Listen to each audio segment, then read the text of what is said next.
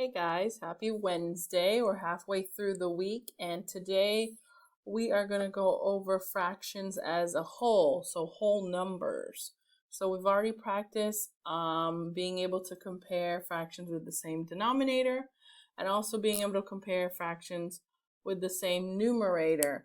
Today we're going to practice looking at fractions as whole numbers, and then Thursday, Friday, I'm not going to have any new lessons. I'm just going to have practice for everything we did this week because we did learn quite a bit of information. So let's go over today's lesson. First, with the first example, Patty says the model shows 3/3. Chen says it shows 3/1 or 3 wholes. So who is correct? Who do you agree with, Patty or Chen? Well, when you get a question like this, the easiest thing you can do is first draw what they're saying the model is. So Patty's saying is 3/3.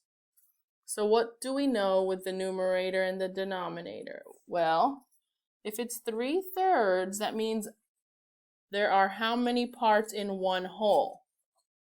There should be 3. Okay?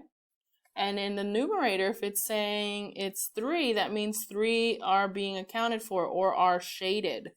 So 3/3 actually looks like this. Or another way to say 3/3 is 1. 3/3 equals 1.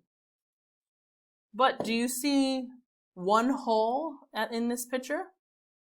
Or do you see 3 wholes? If you're looking here with my red laser pointer, I'm back here, there's more than 1 whole here. There's actually 3. So we went over this as fractions. If they do not cut the whole in any parts, then it stays whole, and that means the denominator stays 1. So if we did not cut it, it would be 1/1. I did not touch this shape. I did not, if this was a cake, I did not slice it in any pieces, equal pieces. I kept it whole. So 1 in the denominator is the largest fraction whole. So if I have 1/1 plus another 1/1 plus another 1/1, just look at the picture. I have how many wholes, or how many cakes do you see here? If you said 3, that's correct. So in order to rewrite this, you would say 3/1. Or another way to say this is 3 wholes. Because if the denominator is 1, that's the same thing as saying wholes. Means we did not cut anything. So Chen is correct in this problem. Chen, not Patty. All right, let's keep going. Dante says the model that you see right here shows 4 halves. Paola says it shows 4 wholes. Well, based on the last slide, that we noticed that for it to be 4 wholes, I should see 4 separate shapes. And I only see 2. So right now, Paola is not looking too good. However, you need to prove your answer. You can't just say Paola's wrong and assume Dante's correct. How do you know Dante is correct? Well, if we are remembering everything we've learned with fractions so far, if Dante is saying 4 halves, then our denominator is telling us how many parts in each whole, not total, in each whole. So that means if I were to make a whole, I only cut it in halves because that's what the denominator told me. And so that means 1/2 plus 1/2 would equal 2 halves. Well, they're showing us more than one circle here, guys. You can see that there's 2 wholes. So that means we would need to draw another circle, but it's still 1/2, and it's still 1/2. As we're counting, we're adding halves. Remember, these are each pieces. 1/2 plus 1/2 is 2 halves. plus another half would be 3 halves, plus another half would be 4 halves. Because the numerator, the top number, tells us how many parts. And you can see here, there are 4 pieces, 4 halves. Okay, the bottom number does not change even though you see 4 parts. A lot of you might think this is actually 2/4 or 4/4. Those are wrong answers. We know they're wrong because 4/4 mean that in order I cut one whole into 4 parts. 2/4 mean I cut one whole into 4 parts. No, I only cut the whole into 2 pieces. So 2/4 and 4/4 does not look like this at all. And you guys should know what 2/4 and 4/4 look like. And it does not look like this model right here. So you know that that is not correct. So you want to be careful with your numerators and denominators, guys. If you're still not strong there, this is where you can run into trouble mixing them up.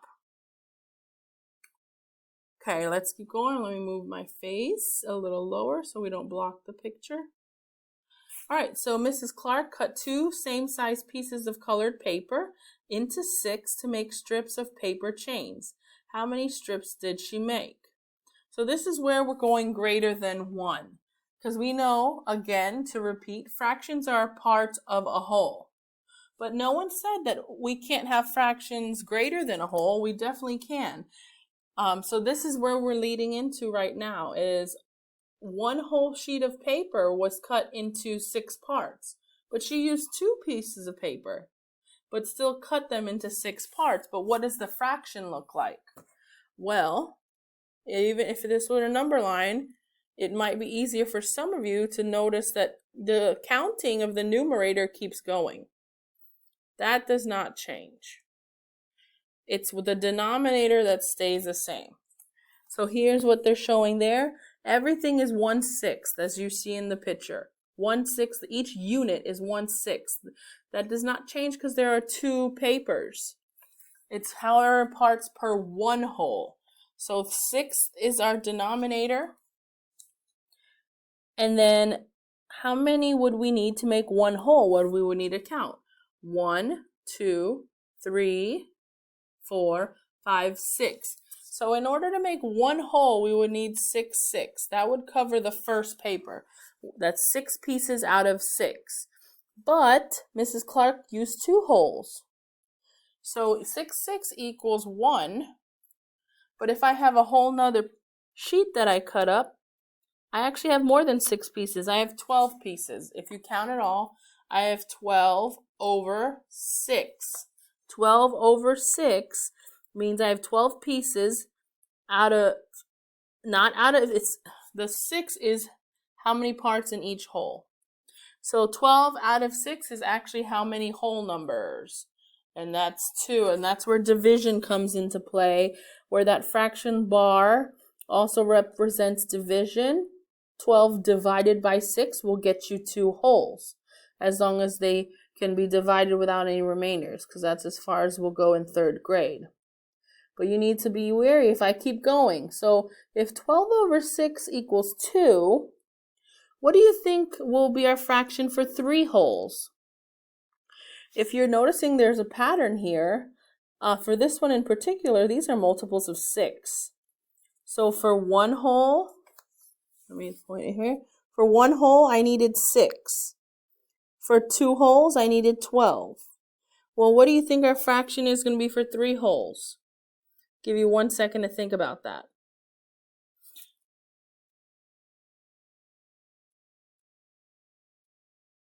If you said 18 over 6, you're correct. Because every 6 pieces makes 1 whole. That's what you're seeing in the pictures. Every 6 pieces makes 1 whole. So if I need 3 papers, I'm going to end up with 18 pieces. 18/6. The denominator does not change. All right, let's practice here before you practice on your own a little bit today. It says write the whole numbers as fractions. Well, we see that there are 3 wholes. But how many pieces did we need to get 3 wholes? Well, to get one whole piece, how many are here? 1, 2, 3. So the answer here would be 3/3. And I can't put it here, so I'll write it down. So number 1 would be 3/3. Well, I need how many pieces for 2 holes? Well, we keep counting. We go 3/3, 4/3, 5/3, 6/3 for 2 pieces. How do we know? Well, 6 divided by 3 is 2. And we keep going. So to get 3 holes, we would need, these are divisible of 3 now, is 9/3, or 9/3. Denominator does not change. The denominator represents the unit fraction. The numerator is the one that we need to focus on. That's the one that's moving. And it usually it does move based on whatever the original unit fraction was. So if it's thirds, you notice it's going up every 3. 3, 6, 9. So for 4 holes, which one would it be?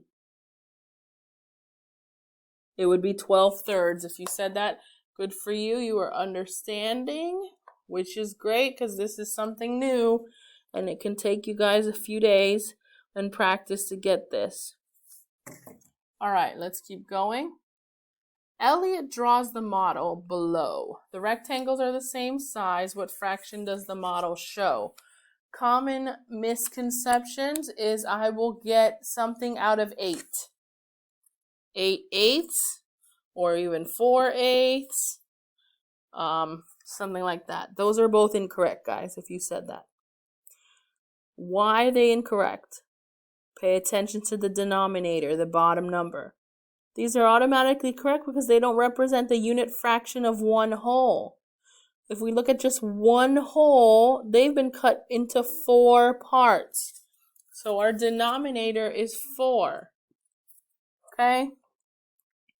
So if we need to count all the pieces, then the correct way to write your fraction would be 8/4. 8/4. Now, in the independent practice today, I asked you to do the fraction, as well as I also want to see the whole number. So 8/4 is another way to say 2. So I want both answers today on the practice sheet. It's going to ask for both. I want you to be able to recognize what whole number you see, and I want you also to be able to recognize what improper fraction you see, and that's what those are called. The fractions that are larger than 1 whole are called improper fractions. So I want you to be aware of that, and the trickiest one in that practice problem is when they don't cut it. But remember, when we don't cut anything, then our denominator is 1. We didn't cut anything. And then you just tell me how many holes there are. So this picture is 3/1. That's the trickier ones on the practice sheet today, is the ones they don't cut. You still need to be able to write those in as a fraction, not just a whole number.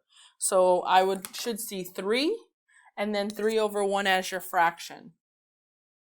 All right, I know that was a lot of information. There is a Khan Academy video you can watch afterwards as well if you want more practice.